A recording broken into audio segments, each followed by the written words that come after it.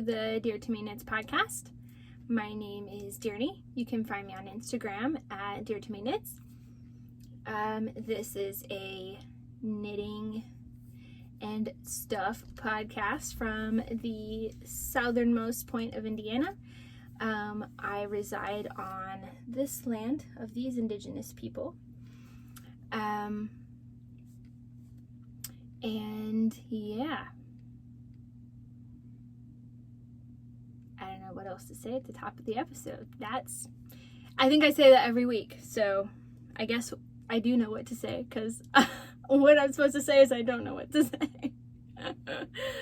Anyways, I have gotten actually quite a bit of knitting done this week. I'm pretty stoked about it. I sort of got sidetracked and ended up with a couple of finished objects to show you. So my aunt saw the finished object photos of my breeze racer back tank, and she loved it, and she's like, I'll pay you to make me one. I'm like, I'm not gonna charge you to make you this tank top. It'll take like 2 days. And yeah, it took like 4 days, but I already had the yarn, and actually it was yarn that I bought to make socks for my grandpa, her dad, like, oh geez, like probably 9 years ago. So it needed to go. It's overstayed its welcome. So I did that. Now I need to block it still, but all the ends are woven in and all that fun stuff. So this is her. She cute. This is out of Knit Picks Stroll Tonal in the pearlescent colorway. I don't know if they still sell this colorway. Like I said, I bought it literally like 9 years ago, so I don't know. I love the way it worked up. You can see like the stripes. I just love how it pulled, and I actually even alternated. I knit from the inside and outside of the skein at the same time, but it still just did that really pretty stripy business, and I love it. I kind of want to keep it, but it was already promised to my aunt. She knows it's coming, so I can't be like, she'll never know. And then I had some leftover yarn from this project, and she has cancer. She's been going through chemo, so I was like, well, I mean, she probably wants a hat, so I asked her if she wanted one, and yes, she did. So I whipped this little cutie up, and this pattern right here is the part from the brioche panel of the Sweet Fern hat, and it was in an issue of Pom Pom magazine. I will, I'll do all the details in the description and all that stuff, but instead of doing just like, I think it's just like 2 repeats of this and then the rest is garter, I did the whole hat in it because it's nice and airy. So it's, it's cute, but in the summer with the warm weather, she still has coverage, but it's not gonna be too hot. So I have a ponytail, but you can see it's cute. It's cute. So yeah, the decreases on this were touch and go. I kind of just made it up because this is not the original pattern for the hat. So what I did was I started off every other, little leaf section. I started decreasing towards the middle. The first round I did a brioche decrease. The second round I did just slip knit on this side and knit 2 together on this side, so that it was all just the 3 white stitches together.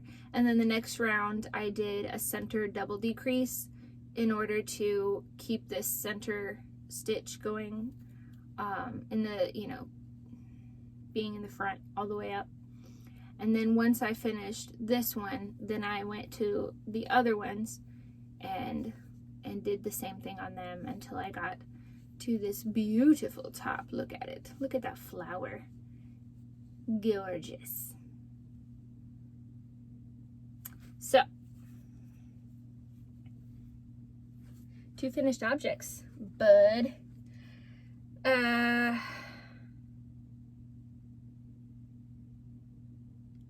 I have something that I finished something before these 2 things, I thought.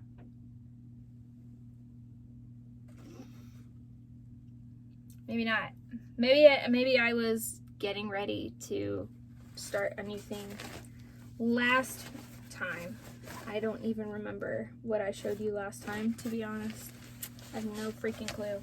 So we're just gonna put that bag over there, and I'll show you what I'm working on now. I started a brioche tank top, the one I was talking about last week. It is by a designer called My Favorite Things, and yeah, I love everything she designs. It's amazing. She's from Denmark, I think. So all of her designs have that sort of like hygge, minimalistic feel to them or whatever. Very, very pretty and cute, fun. So this is what I have so far.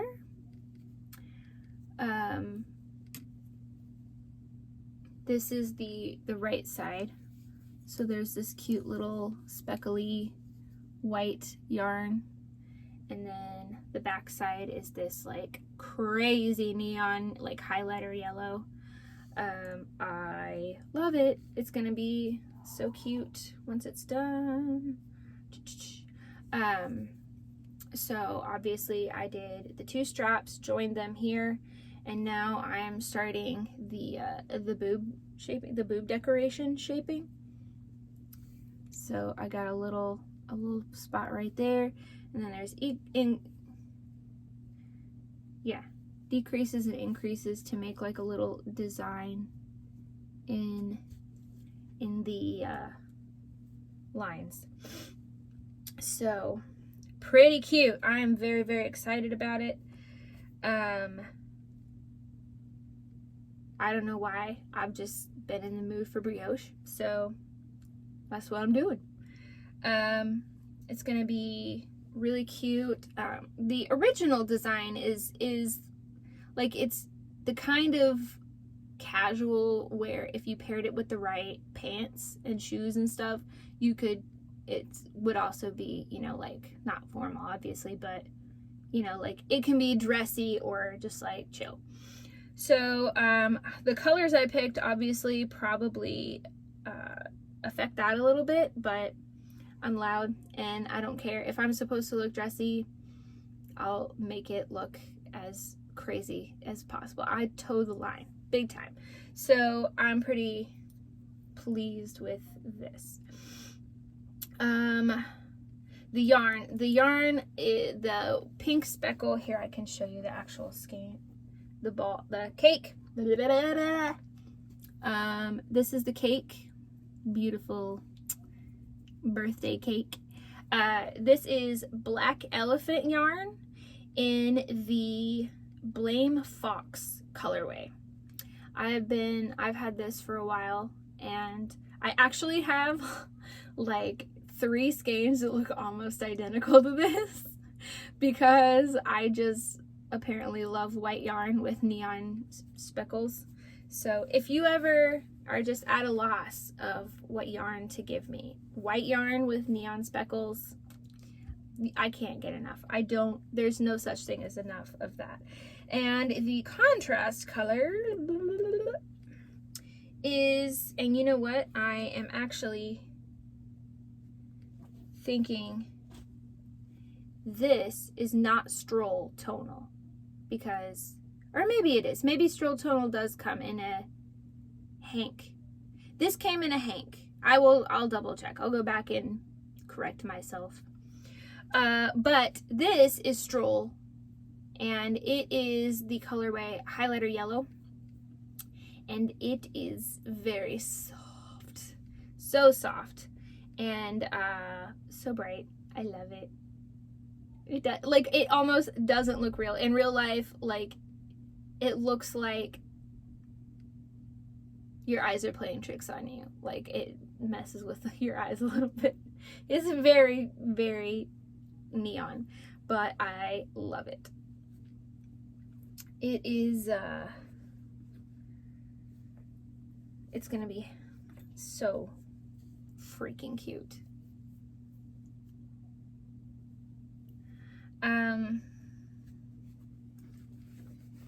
Now, I could be mistaken, but, oh yeah, okay, hang on, okay, after I finished the podcast episode last time, I had my daughter try on her tulip tank by More Thunder, and she didn't like the boob flap part. It was a little too narrow for her liking, so I went back and widened her boob flap section. So I finished the back, and I just need to, I mean, it would take me probably not that long at all.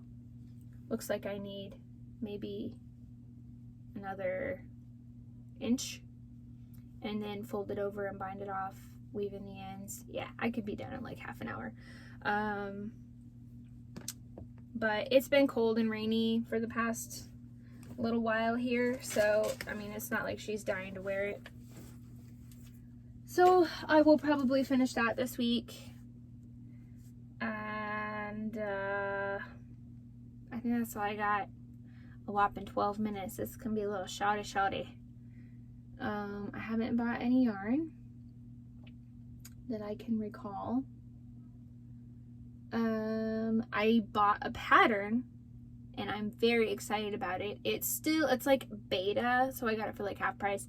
But there is a designer on Instagram that I follow called Atelier Majesta. I think it's called Majestich Designs or something like that. Now I'll do the thing.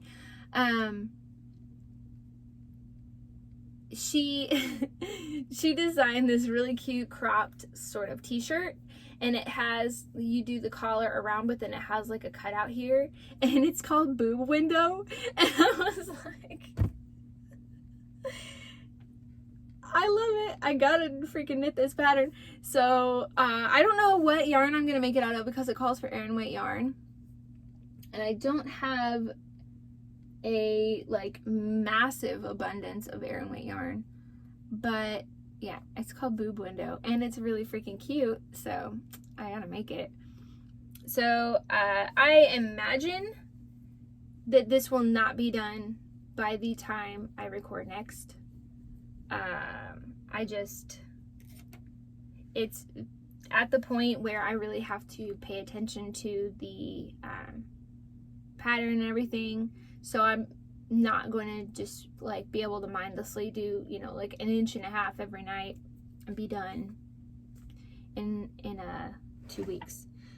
So I don't know if I'll have anything in 2 weeks. I might be like, look, all I got is this tank top, and that's it. It's gonna be like 30 seconds, like, still making this, okay, bye.